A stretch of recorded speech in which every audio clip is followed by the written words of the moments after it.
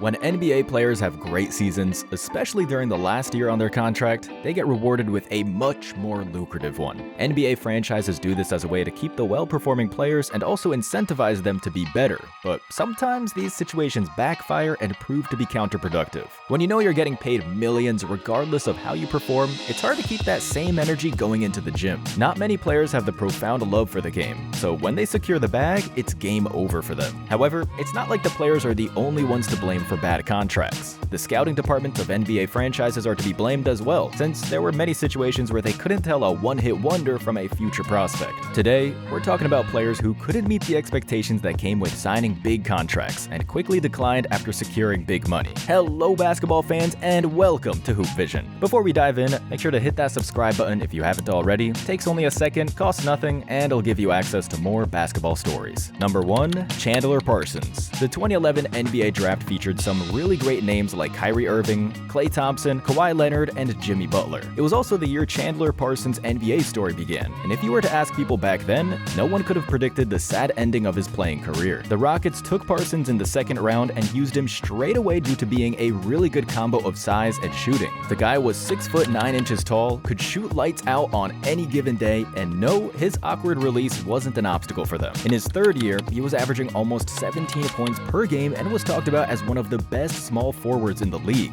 So what went wrong? In the summer of 2014, Parsons was a free agent and received an offer from the Mavs. 3 years, $46 million. The Rockets were like, he's good, but we still have Harden and Dwight Howard. We can get something better for that kind of money. Remember, this was an era before role players were earning 15 to 20 million per year, and Dirk had to take a slight pay cut so the Mavs could land Parsons. Unfortunately for them, it was in Dallas where Parsons' downfall began. His first 2 seasons with the Mavs were marked with knee injuries, and despite having some good performances, the problem was staying on the court. Injuries were too big of a factor, and both him and the franchise gave up on each other. Parsons opted out of the contract and signed an unbelievable $94 million deal with Memphis. The entire NBA was probably thinking the same thing. Now exactly how much pot did you smoke?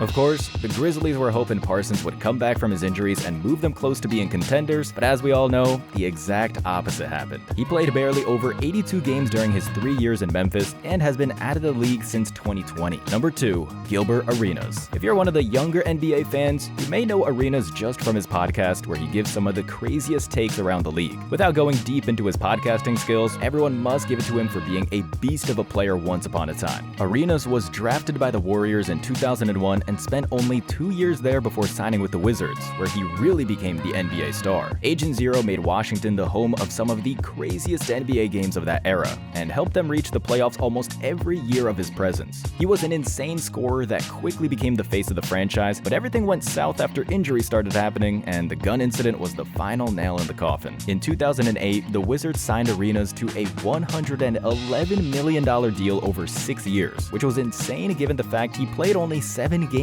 the previous season. This was probably something similar to what Golden State did for Klay Thompson back in 2019. The team knew Arenas would never be the same, but hoped for some lucky chance. Unfortunately, he was never fully able to go back to his former self and got traded to Orlando in 2010, where he stayed only for 1 year. The next stop was Memphis, and after that, Gil was officially out of the league. The last destination for him was the Shanghai Sharks, ending the sad story of once one of the most electrifying guards in the NBA. Number 3. Joakim Noah. Every Batman needs a Robin, and almost 15 years ago, that's what Joakim Noah was to Derrick Rose. Despite not being the most talented big man in the league, everyone knew Noah was coming to play night after night. Everything he lacked in terms of skills, he compensated through unique energy he radiated on the floor. In the 2013-14 season, Noah was so good on the defensive end, he earned the Defensive Player of the Year award, which is probably one of the reasons he was offered a large contract by the Knicks 2 seasons later. Having that kind of achievement on the resume means a lot, and the fact D Rose was on that New York team probably had to do some part in it. At the time, the Knicks GM was none other than Phil Jackson, who was given the task of making them relevant again. The Knicks were still recovering from the Carmelo Anthony stint and were looking to build a deeper team rather than focus on getting one superstar. In 2016, they offered Noah a 4-year, $72 million contract that received a massive backlash around the league due to his recent injuries and declining performances. However, Phil thought he was onto something and went with the deal anyways, but it quickly came back to bite him. Noah played only half the games during his first season, averaging only 5 points and 8 rebounds, which was a massive disappointment. Then things got even worse in year 2. Not only did he play in only 7 games, but also earned a suspension for violating the NBA's anti-drug policy, and had a complete falling out with the Knicks coach Jeff Hornacek. The reports have said they